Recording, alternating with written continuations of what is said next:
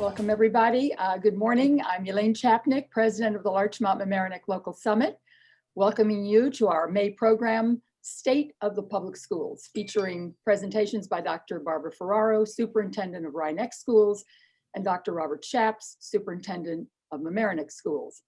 This program is co-hosted by LMC Media, our local television station. They've made all the arrangements for this Zoom meeting, allowing all of you to attend in the comfort of your homes without coming to the diner.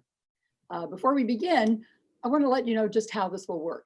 As you know, when you entered this meeting, your name and picture popped up on the screen. You were automatically muted, so there will be no ambient noise during the presentations. After Dr. Ferrara and Dr. Shapps make their presentations, there will be time for a question and answer period. If you have a question, click the icon on the bar at the bottom of the screen that says raise hand. When Nina Cuddy, our Vice President, sees your hand and calls your name, you will be unmuted to ask your question. Those who are attending by phone will be unable to ask questions. This meeting will end promptly at 9:30, and we may not have time to call on everyone. However, you can email your questions directly to a site for each school system, which will be on the screen at the end of the meeting. And now for our program. First, we'll hear from Dr. Barbara Ferrara, Superintendent of Wryneck Schools. Barbara. Thank you so much. And on behalf of Dr. Shapps and myself, we want to thank you for being creative this year and giving us the opportunity once again to speak about our schools.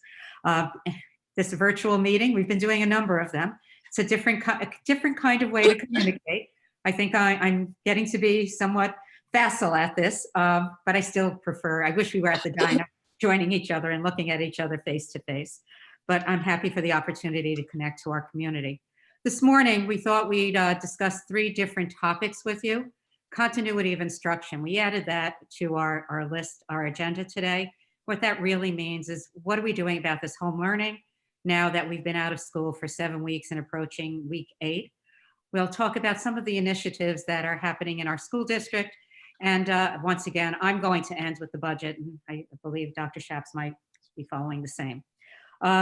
Let me start with home learning, continuity of instruction. So how did Wryneck approach this? Well, we coordinated the effort with our teachers and administrators. We needed to be sensitive. As we kind of planned for this journey, we realized that we needed to be sensitive to each school population, providing age-appropriate learning resources. So what works in our Daniel Warren School, which is our K-1-2 school, might not always work in the high school and vice versa. So I leave that to the principals to see what works best for their population. And I'll talk a little bit more about how that's working. So when this started, it was the last day of classes for our children was March 13th, Friday the 13th. On Monday the 16th, we brought everyone in for a staff development day, and our staff put their heads together and said, what are we going to do? How do we jump off? And if you recall, at that time, we were told to prepare for 2 weeks. Here we are entering week 8. So things have evolved and changed as we've moved forward. But Wryneck in 2017 was named a Google Reference District. I tell you that because it'll help with the conversation a little bit. So what is a Google Reference District? Well, through application and evaluation, a district is examined to see if it demonstrates excellence in thought leadership through the use of technology, really using G Suite and Chromebooks. And are we driving and having an impact on positive learning outcomes as a result of that? We went through that process, and we were pleased that we were named a Google Reference District, just meaning we had some familiarity with using G Suite. So it was a jumping off point for us. So that's where we started our professional development.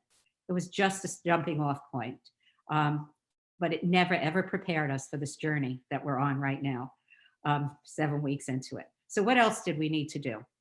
Well, we needed to provide professional development for our teachers. We did that in one day, but it's not a one-shot thing. What we needed to do is make sure we had a process in place for ongoing professional development. What other platforms do teachers need to use? Google is only one of them. What other platforms? So platforms like we're using right now this morning. Zoom was something else we needed to work with our teachers on and see that they were comfortable, our families were comfortable, and our students.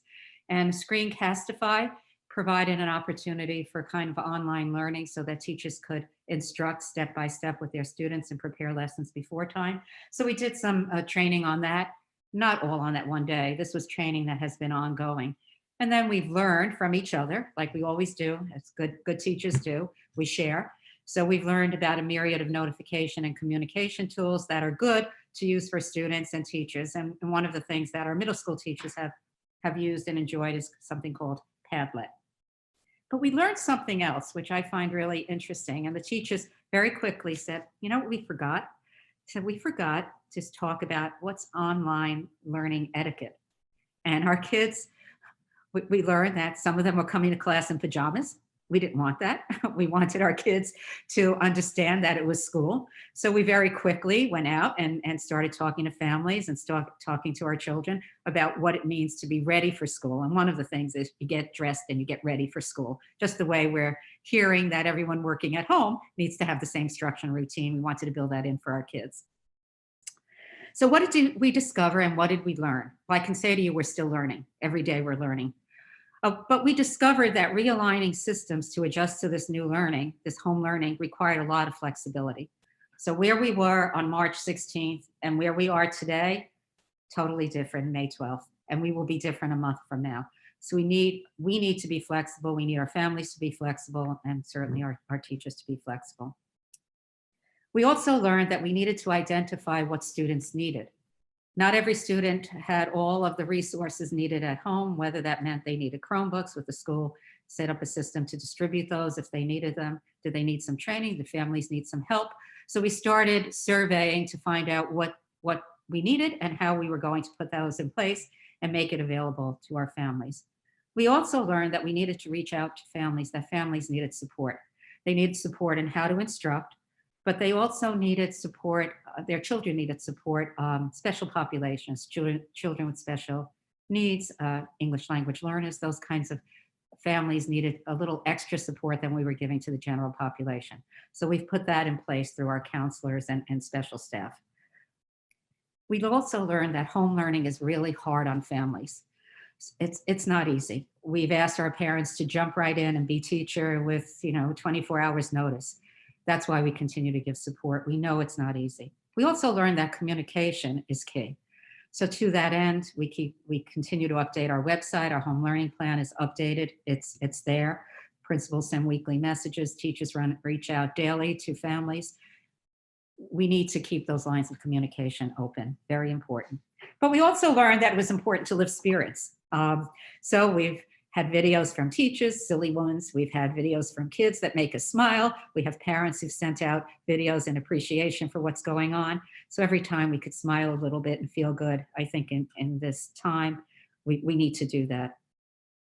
Our high school seniors also took that idea and knew that they had to lift the spirits within the community.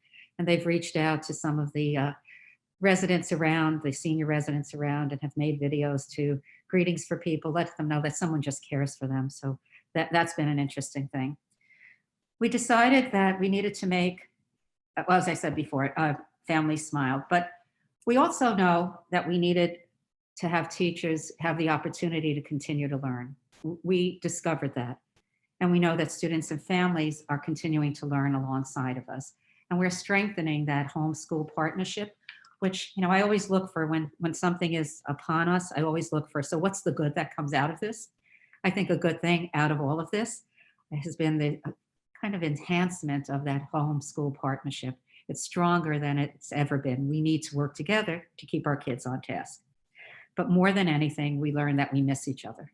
We miss each other more than we could have ever imagined. School as we know it is very important to the social development and well-being of our children. We do know that we need to get back and we know we need to be safe. So we're thinking about those things and working on those right now.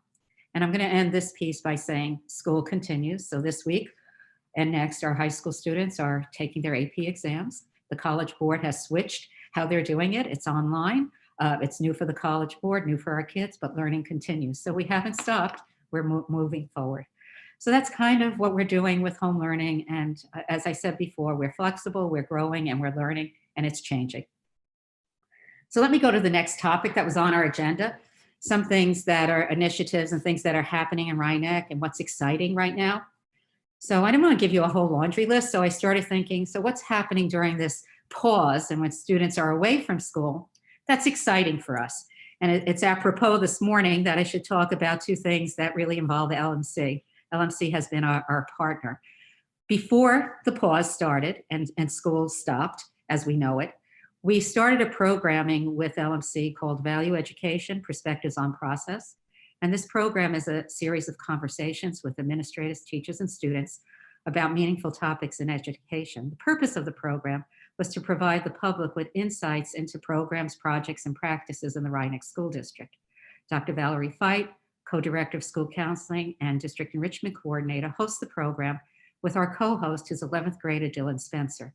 So they've now taken that to a whole other level during the pause. So we're really excited about that. And again, the partnership with LMC, we had a jumping off point. So it was really good that we were able to extend that now.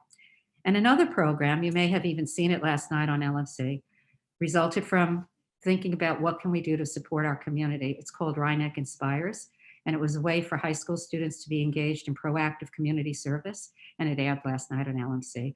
Really excited, and as I watch our students and their performances, I'm amazed, I'm in awe of these young people, and I'm also confident that our future's in good hands as I see what they're doing and how flexible they've been. And finally, Dr. Shaps and I have been talking about this. One of the things in every school district that's in everyone's mind right now is how do you celebrate the class of 2020? So we have one thing in place, and we haven't quite finalized graduation ceremony yet, but we know that we're going to have a celebration. But what we do have in place, traditionally we have a spring sports award and academics award assemblies for our students. This year we're going to have it, but it's going to be a virtual celebration. However, thanks to the Village of Mamaroneck, Mayor Murphy and Chief Leahy, there will be a senior car parade the morning of June 16th as seniors drive to the high school to pick up awards, yearbooks, and cap and gowns. So kids are looking forward to that. We're looking forward to having the kids return to our campus to get these important things that really kind of are signature of their high school senior year. And then we will continue to work with our committee and students on a graduation celebration. It's not finalized yet. There are a lot of ideas out there, and we'll do something that celebrates our kids and that's safe for all of them.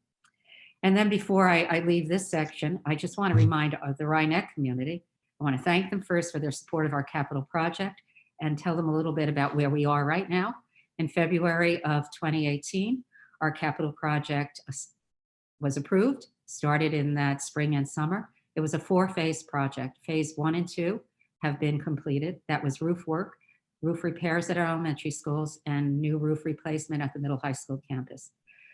Phase 3 and 4 is under works right now, and that's a middle school gymnasium built on our middle high school campus and a 2-story steam wing that's built on for the high school students on the middle high school campus. So that's underway right now. We're working and we're making good progress. So I want to end a little bit with the budget season. So what does the budget season look like for Wryneck? Well, like for all districts, it's challenging and different. First of all, the vote has been pushed from May 19th to June 9th. By governor's order, this year everyone will be voting by absentee ballot. That means an absentee ballot will be mailed to all registered voters in the school district. And again, we have a very short window. We're working on that right now. Today is May 12th. By June 9th, we have to have those out and back and tallied and counted. And we're working hard, as all districts are, to try to manage that right now. Well, when I say it was different and challenging, Wryneck had its first budget presentation conversation with its community on February 12th. What we discussed on February 12th is very different from what we are discussing now.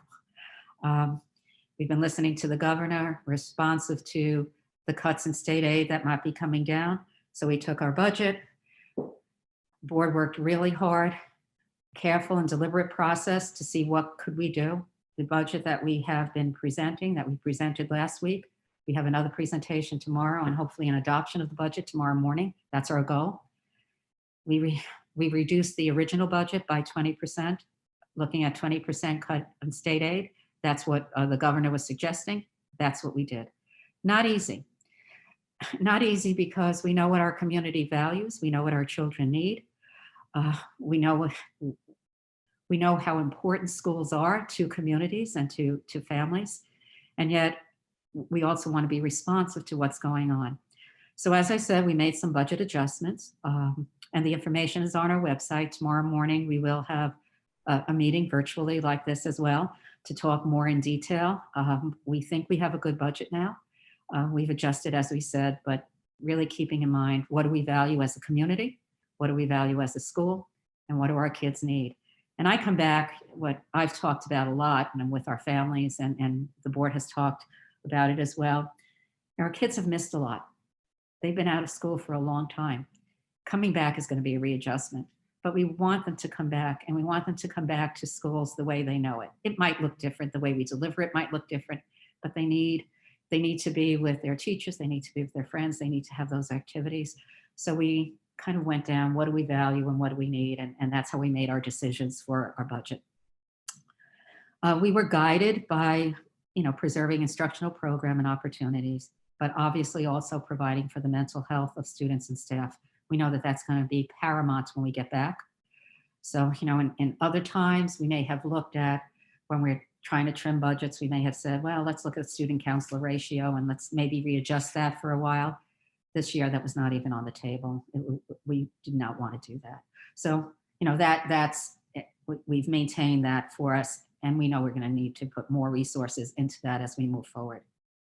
We also wanted to do something else. The board worked really hard in trying to keep to what they've done in the past.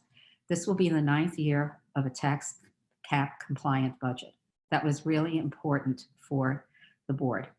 Make sure that we have a budget that really maintains this option for our community, especially now more than ever. We needed to do that for our community. So, we continue with the conversations. I think if you ask some of the teachers right now what's going on, they're saying they're working harder than ever, trying to connect with everyone and stay connected. It's a different kind of work. And mostly parents will tell you the same thing. It's hard to be teachers and to do your own work at the same time. So anyway, I hope I've given you kind of an overview of what's going on in the Wryneck district, and I welcome any questions after Dr. Schatz has an opportunity to speak. Thank you, Barbara. I appreciate it. And similar to you, I'd like to share the same sentiments about I wish we were together in the diner, in person, but here we are. I would like to just begin also by celebrating our community. This has really been a community effort to meet the needs of not educational needs of our children, but also to think broadly about the public health crisis, the implications on every family, as well as the economic crisis as well. And so I want to salute the partners in our community, several of them who have been working alongside the school districts to provide for a variety of needs of our families, our children, and the adults in our community. I'm going to touch on our transition to remote learning. Similar to Wryneck, we kind of had a sense of where we were heading, and we closed school on the 13th of March and used 2 days for professional development to prepare for what we thought was a short-term remote learning or school closure. Similar to school districts in our region, this has been an iterative process. We have been for quite some time very comfortable with a blended learning model, that is to rely on technology and resources to kind of help guide learning. But that transition to full remote learning was certainly a challenge at first, as far as we settled into all the nuances of what does it mean to teach children full-time at home while we're managing. As professionals, I think our approach over time was really threefold. One, how do we stay true in delivering remote learning to what we value and our mission? Two, how do we make for a sustainable approach and make it meaningful? And one of the things we agreed upon right from the get-go was the importance of ongoing connections and communications between teachers and students. So we asked our teachers to commit to a daily message, to really focus on communication, knowing that many of our students, especially elementary, really thrived and really were excited by that daily opportunity to connect socially with their peers as well as a teacher. We also wanted to make it manageable relative to ramping up and getting to a point where we could sustain this over time. And so like Wryneck and very many other school districts, we tried to balance expectations between what I would say is asynchronous and synchronous learning, and trying to say what is realistic over time. We kind of achieved what I would say is a floor for all, and we found that having 550 educators that right away, giving them the creativity and the opportunity to be innovative, that we've had some really wonderful learning experiences up to this point. And certainly it's a testament to their dedication, professionalism, commitment. I also want to acknowledge, just as Barbara mentioned, the heavy lift of parents at home. And this certainly was an adjustment for extended families and caregivers and parents to understand how to adjust to this new reality of learning. And for us, as we recognized that this was going to go on for quite some time, we shifted to focusing on partnering with third-party applications. And so we started to transition to focus on consistency, as well as how can we use resources that are there available to us. One of the interesting partnerships was with Sheldrake Environmental. We focused on asking them to create units that focused on signs of spring and create a multi-unit experiential approach to science in partnership with a writer in residence. So we were tying our literacy and student writing with science in a very localized manner, which was really exciting and interesting. And that's one example. As Barbara had mentioned, our teachers got very creative in many different ways, from virtual concerts to really kind of focusing on whole class, small group, individualized instruction. I think an equal challenge was to transition our student support services department. And I want to give a shout out, because our special educators and our psychologists, our guidance counselors, our speech and language, our OT providers have continued to maintain a commitment daily to instruction and provide students with what they need. And that has taken a lot of hard work and effort. So I appreciate that. I think the other point I wanted to make is, given our diverse makeup of our school system, our community, the principle of equity of opportunity to learn was critically important. And that came about in three ways. One, we deployed close to 500 devices to ensure that there was equal access to learning as we relied more and more on remote learning. Two, we have continued to provide meals as part of the 3-point plan of the governor, 7 days a week. We provide over 600 meals to our families, and have tried to expand the number of families who are eligible to be part of the school lunch program. The third part is, again, focusing on the social emotional well-being, partnering with the community counseling center. We're able to provide ongoing support for parents and families. This has been a challenge as we think about social distancing and how we kind of help families deal with the stressors of uncertainty around employment and the challenges of being under one roof. And so that partnership with community counseling and other agencies has been really important as well.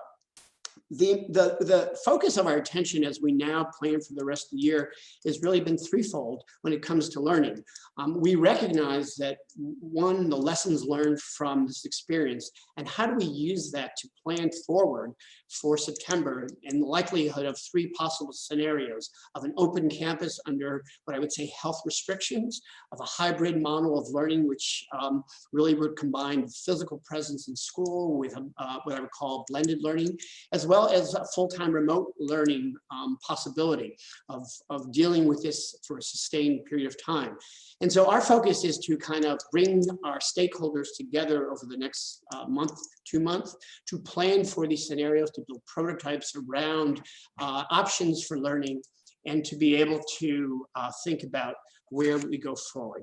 So I think it's important to be in the present moment, but think ahead and plan accordingly, and seek, I would, input from stakeholders, and so how we move ahead.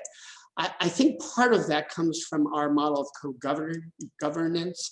And I want to take the opportunity to thank our board members who are volunteers, but have really been a part of the decision-making process and the governance in every step of the way. President of the board, Paul Bulova, our Vice President, Rena Beater, and board members Steve Warner, Sam Orens, Kristen Zambrano, Ariana Cohn, and Gladys DeVito. It really has been a team effort, as well as our administrators and teachers as well. Shifting to kind of what lies ahead. We have, as I said, put in the front burner the planning for the fall, understanding that uncertainty is the constant, and we have to recognize that all things are possible and probable relative to how we re-enter the schools.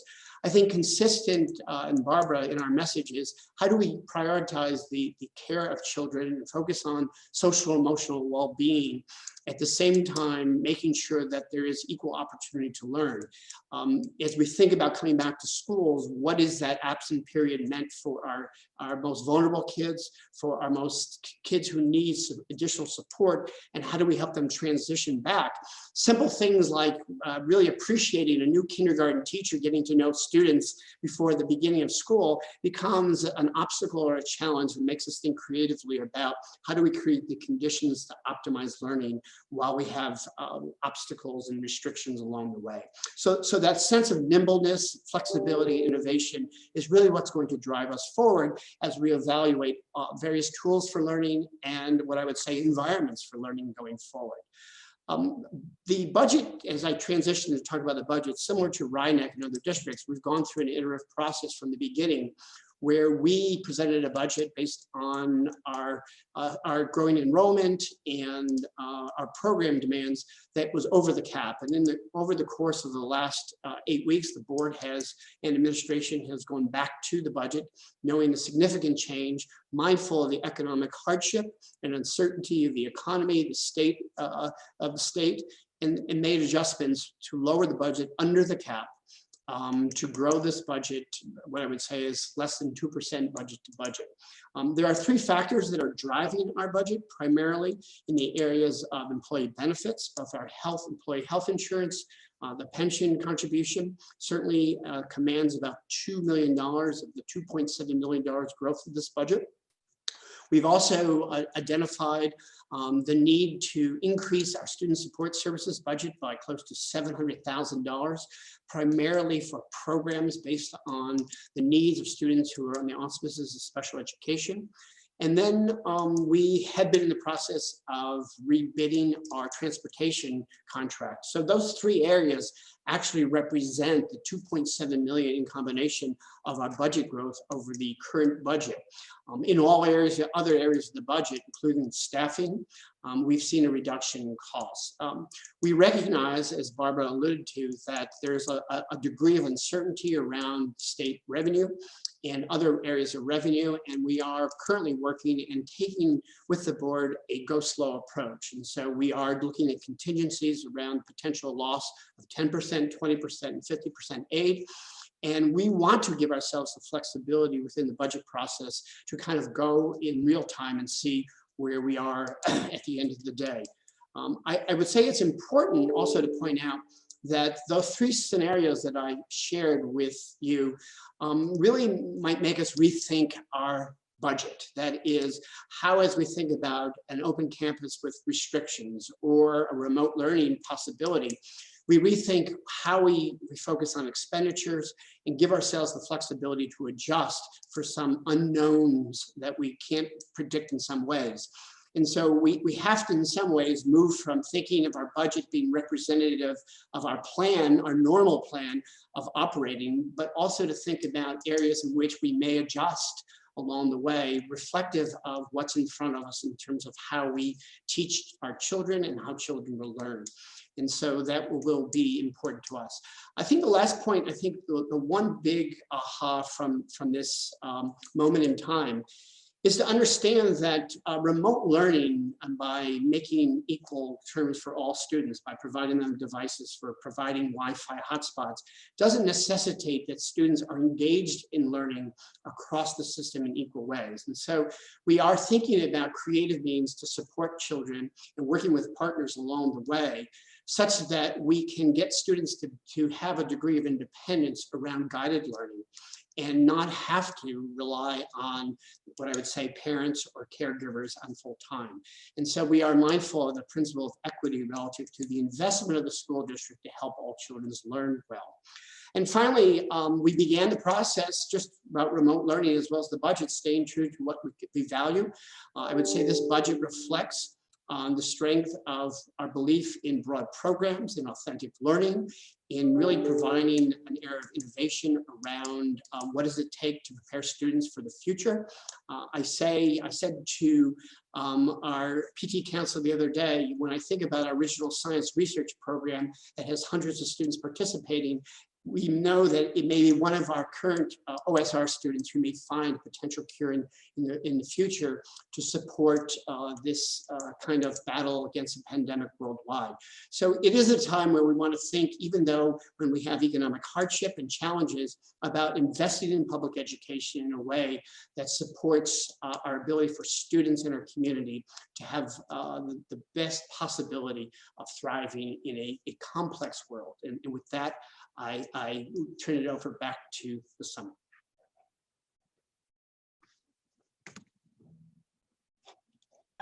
Good morning. I'm Nina Rescio. I'm the Vice President of the local summit, and I will be taking questions for basically all I'm going to do is pick on the people who raise their hands. You have an icon, as Elaine said, that you can press if you have a question for either Dr. Schaps or Dr. Ferrara, and we'll call on you. Our one question is that we keep the questions brief and direct. This is not really the moment we want people to make a lot of commentary. If we don't get to everybody's question, there's an opportunity for you to forward the question to the two administrators. I believe that it will appear at the end of this program on the screen. And we thank you for participating. And with that, I believe we have, it might be Marlene Colbert has a question. And I think that Rob will unmute you.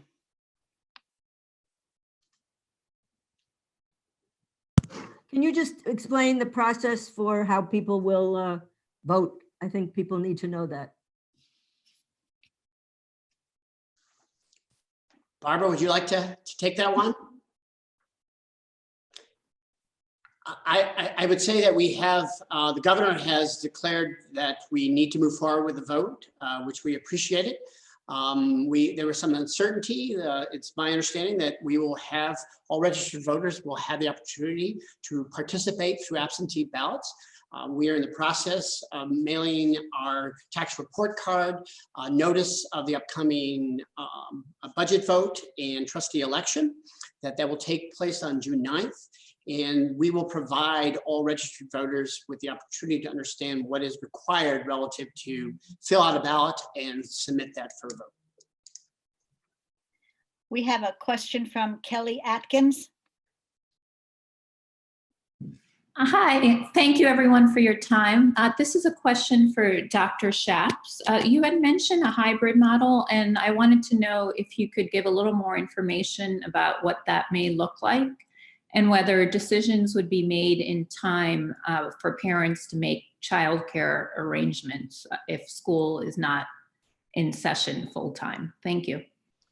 So thank you for that question. I do think, as I mentioned in recent communications to the community, that we don't know what we will face in September. So we're working to organize what I would say, similar to what we did through the enrollment task force, a representative group of administrators, teachers, parents, to focus on those three scenarios. So in my mind, if you look at where we are today and what might be possible under the kind of umbrella of hybrid, it may be that we, because of public health restrictions, create an environment where some students are physically in an open campus at school, while other students are learning remotely.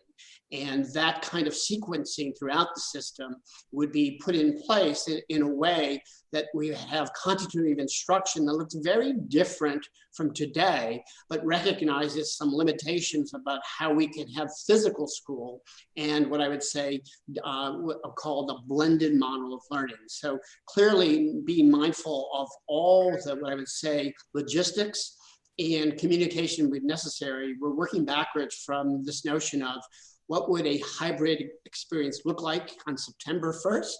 How do we work backwards to build that prototype? How do we communicate effectively well in advance? and kind of test out that prototype model so that everyone has a clear understanding of what to expect. Equally, if I can say, we want to have the same kind of planning in place through a sustained remote learning experience, as well as what a full return would look like, and even under certain restrictions as well. So I can't say that I have figured it out. I mean, obviously we're looking at Denmark and Germany and Israel, countries of ministries of education who've now returned under the same kind of limited experience, and try to take those models and work with partners to build something that is effective and manageable and sustainable and safe. We have a question from Steve Otis, please. Hi there, Bob and Barbara. Hi, Steve. Nice to see you. Same here. Following up on Bob's just last answer, curious as to whether either State Department of Health or other kinds of health agencies that you're looking at to anticipate either a full opening or a hybrid opening to get some health analysis about what kind of spatial changes you would have to consider in a new environment in September. Barbara, would you like to? Yeah, it's hard to answer that kind of question.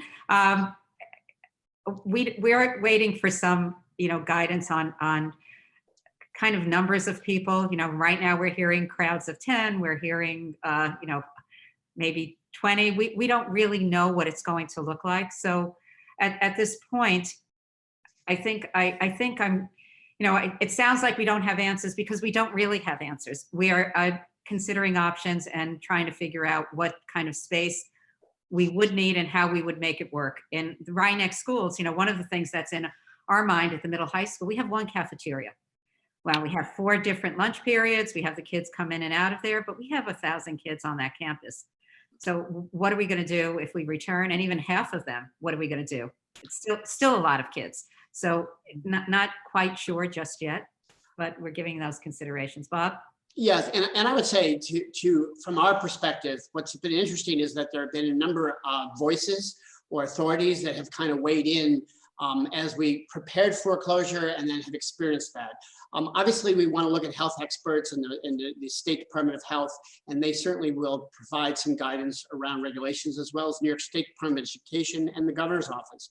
I do think there are many examples of current systems across the world that are kind of navigating the health crisis and saying, how can we safely operate?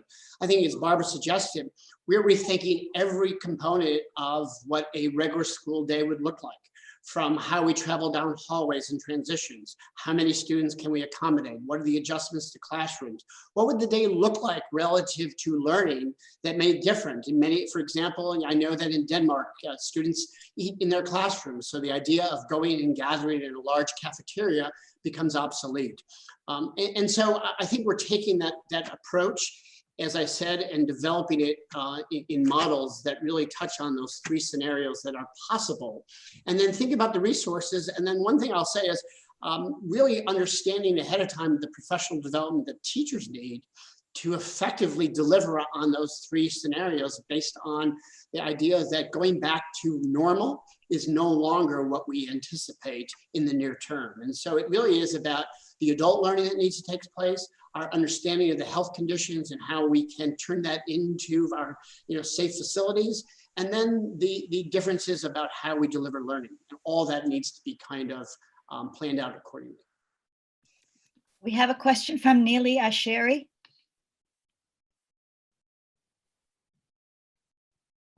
Good morning, and thank you very much for hosting this. I would like to say that this morning there is one wonderful article in the New York Times. The title is 10-4, How to Reopen the Economy by Exploiting the Coronavirus Weak Point, which I hope everybody gets to read, because it really talks about maybe reopening 4 days and then 10 days at home, and then hopefully nobody can catch the coronavirus. So I would like the superintendent, respectively, to look at this. It's an Israeli model by 3 Israeli professors.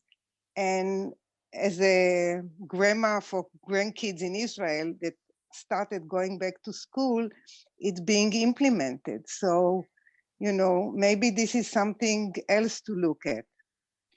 Thank you, Neely. Do you have a question? Yeah, my question is what happens if, God forbid, they say that again in the fall or winter, the second wave is coming? Go ahead, Well, Bob. if I go ahead, Bob, it's a little hard this way. Just quickly, I think, that's why Dr. Shaps had said to you, all school districts are considering various models. We don't know what it's going to look like. And depending on the conditions and what happens, we'll prepare ourselves for to meet what comes. So we have to think of all kinds of options. We're not coming at this with one model. And we are learning, as was mentioned before, from what's happening in other countries around the world. And we're taking what works and we're going to pull those into our plans. That what you shared today is really an interesting approach, maybe 4 days in, 10 days out. Interesting. We'd have to get the data on that, understand what it is trying to achieve. And as we move forward, that might be an option. But again, we're considering all options. And one thing I want to tell the community, and I know Dr. Shaps would certainly say this as well, we work as a group of superintendents in the region, and we also work with our county executive to make certain that we are coordinating efforts and that we are all sharing the ideas and thoughts. So it's going to be a coordinated approach and a sharing of, good, effective models that we'll put in place for our kids so that it'll be across the region. We will probably be working in very similar ways. We have a question from Shelley Mayer. Morning. Good morning, Shelley. To see you. Thank you, Dr. Ferrara and Dr. Shaps, for Thank you for leading your through these tough leadership as well, and Thank some you. notice as well. question about sort of lessons learned on the distance learning with special ed students and students who have an IEP. Around the state, this has really been a very challenging time both for those students and their families and for their teachers and the staff. I wonder, looking ahead, are there some things you think you've learned about what works best, although none of it is perfect, and clearly being at home is really a challenge for these students and their families? I just wonder if there's some things you could share that you think you can build upon and continue to improve to the extent you move into a hybrid. I would just jump in and say, first of all, I want to give kudos to our Assistant Superintendent for Student Support Services, Dr. Nora Mazzoni, and her staff. We recognized early on that maintaining continuity for all learners, especially students who were provided services, was critically important, as well as our English language learners. And so they have been masterful in committing to daily instruction and really finding creative means through technology to deal with emotional needs, to deal with learning needs, and to deal with both speech, language, and what I would call services. I'm very proud of how our entire student support services staff have responded. And I think it starts with a real close relationship with SEPTA and parents, and honesty about limitations. I think, if you are truthful and factual as to say, here's how we're going to kind of implement under challenging circumstances, people will trust and give you the benefit of doubt to make that commitment. So I would say that we have seen a consistency and continuity in the area of student support services, special ed, and I attribute that to the dedication, commitment, and the creativity of our staff. Great, thank you. I'm not seeing any raised hands out there, and I can't believe that there aren't more questions for you. Any more questions out there? Kaylee Atkins has another question. This is another question for Dr. Shaps. I had read that some districts are considering kind of playing with the school calendar, and I wanted to know if that's something that Mamaroneck is considering for next year. I think all things or options are open to us. We're still under the governor's order for school closure, so we have to assume that may continue into the summer. And, so all of this really reflects our ability to have a flexible calendar and be able to communicate flexibility, because there are a lot of unknowns and things will be directed towards us without notice. I think Dr. Ferrara and I would tell you that we've become a student, certainly, of responding quickly to new directives and directives from a lot of different agencies and authorities. And so we want to be less reactive and more, I'd say, proactive. And part of that is allowing for flexibility. I would say that we're working with our teachers union to say, how do we think differently about, our work year, our work requirements, to give ourselves, again, that sense of nimbleness and flexibility to react to some unknowns that may be in front of us right away, or just on the horizon that we haven't yet experienced. So we are looking at everything from calendar to days of operation to school hours to, again, a schedule change and so on and so forth. Can I just say one other thing I just want to mention, because I feel it's really important. We have in Mamaroneck, and I believe in Wryneck as well, tried to stay true to our mission and commitment to have quality public educational systems and have that support and trust of our communities. And so as we are on the precipice, in many respects, we're dealing with multiple challenges: the economic hardship of our residents, the uncertainty of a public health crisis. In many ways, the reaction is to, in some ways, limit, reduce, and or pull back on support for public education. We actually think this is a strategic time to invest. We need to look for efficiencies in our budgeting and how we operate, so we can prioritize where we use our taxpayers' money to support learning in order to strengthen our resolve and our experience for students and families. And I think public school is a perfect example of a good investment relative to the long term. And so we've been dealing with financial crises for many, many years now. We've been dealing now with public health crises, and it's really understanding how do we stay true, look for the long run, think about being transparent around our fiscal situation, and be smart around investing. And this is just another opportunity through the budget process and through our adjustments to learning, where we can demonstrate to the community that investing at this time where you would want to pull back is probably the best thing for our community in the long run. Again, I'm not seeing any more questions, but I do want to then, if there are no more, open the floor back to our two superintendents to afford you the opportunity to add thoughts that you didn't have. I mean, that you had them, but you didn't think you would have the time to make in the very beginning. So please, Dr. Ferrara, Dr. Shaps, if there's something more you want to add to your remarks, we would appreciate hearing them. I'm going to jump in, Bob, if you don't mind, and just kind of echo what Bob said before. This is really a time for us to consider our schools and invest in our future. And I know we use words like that often, but I think we need to think about, what it is that we need moving forward. And we know things are going to look different. We use the other phrase, the new reality. Well, we're not even sure what that is going to be, but we probably know it's not going to be what we left in March. It's going to be something different as we move forward. And our schools are the vehicles for that. And we really need to invest in that. The other thing is, and the communities have been wonderful to our kids, but our classes of 2020, those kids really need, they need the celebration. And all of our school districts have done the same. We're celebrating and trying to figure out lots of ways to celebrate the class of 2020. And we will do that. But can you imagine that, all of us think back to your high school senior year and graduation and all those memories we have. And I was thinking about something. I've been at Wryneck a long time, and each year I get to host the 50th reunion of Wryneck.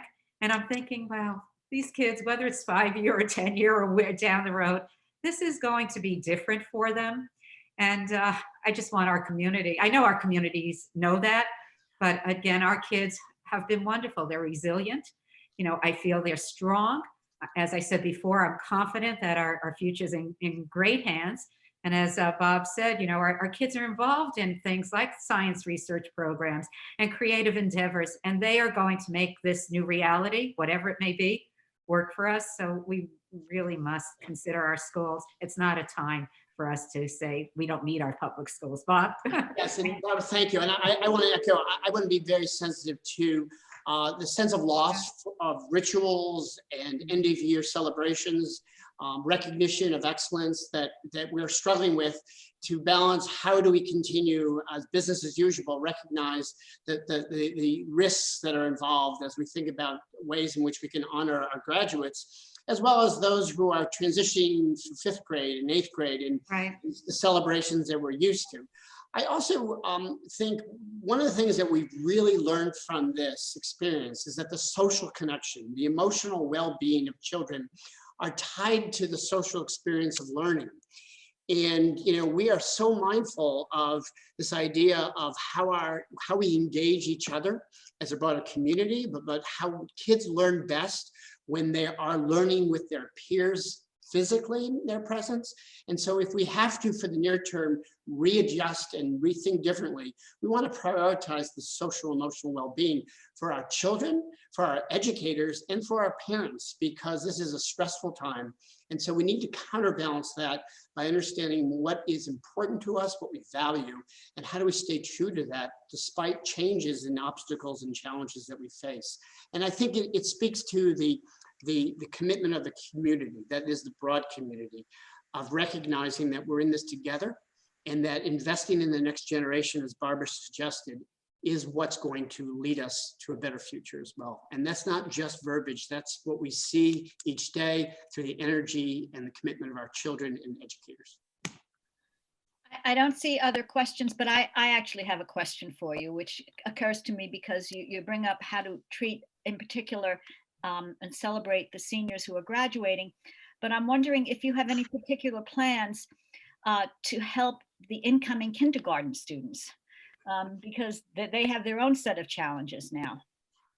And I think I alluded to that. I mean, I think we in Mamaroneck spent a lot of time thinking about transition into the first year for kindergarten, transition into going from elementary to middle to high school, and how we help for those transition years. And so we're in the process. We've already conducted virtual orientation meetings at the high school. We're looking for creative ways that teachers can introduce themselves to their students or prospective students in a way that makes that initial connection, that is not physical in terms of presence, and to help with that process, because we know the excitement and energy of beginning school, it represents an opportunity to connect immediately on a deep level with children, and we're trying to figure that out. So more to come. Yes, exactly. I want to take, it's Elaine again. Rob, it's Elaine again. I just want to thank everyone for their participation, Dr. Ferrara, Dr. Shaps, Nina. I also want to thank Lynette and Rob Moretti for enabling us to put this program together, LMC-TV, LMC Media, sorry, that it's now called, for all of their expertise in enabling us to have this remote meeting, and all of you for participating. Thank you all for attending, and thank everyone. So if I could just do a final shout out, I want to acknowledge our building administrators and principals who have been kind of steadfast in kind of building momentum and really in some ways facilitating the day-to-day instruction throughout our schools in the homes.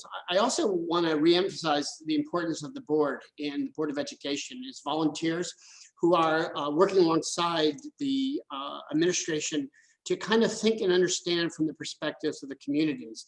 And as we approach the budget vote as well as the trustee election, I want to say that these are volunteer positions, and that as we get to difficult moments, the time commitment and efforts of our current board members are extraordinary, and they have been calm. They have been the voice of reason relative to representing the community, and the likes of Paul and Rena and the rest of the board and someone like Sam Lawrence, it really is a testament to their commitment to the broader community. So I just want to acknowledge the work of our boards and what they mean in terms of representing the health of our schools. And doing that, Bob, if I could have a minute also then to support that and echo it, we sometimes forget who we talk a lot about unsung heroes. Our Board of Educations are unsung heroes. They've been working overtime to make this work. And again, if if I may, I'd like to name our board as well. President Pietro Fasolino, Vice President Jen Rubin, and trustees Patty Nischelski, Debbie Alfinger, Steve Silva, and Gloria Gali. So thank you all for all of your help and continued help. We are in constant communication trying to make this all work in a comfortable way for everyone. So thank you. And I would say that more to come in terms of opportunities to create dialogue within our communities. As Barbara mentioned, she has an upcoming meeting. I'm going to invite our elementary, middle, and high schools to a town hall meeting the next few weeks, just to talk about our budget, to talk about the future planning for our schools. We want to remain certainly open to informing our community effectively. So there's a lot of angst, we know, in our community around the future. So the more that we can engage and communicate on a regular basis, the better off for all. So thank you for hosting this event. We look forward next year to be in person, to be together, to looking through the menu of breakfast and trying to respond to your questions and insights as well. So thank you. I appreciate the opportunity. I know Dr. Ferrara does as well. Thank you. Thank you very much for participating. And thank you all attendees.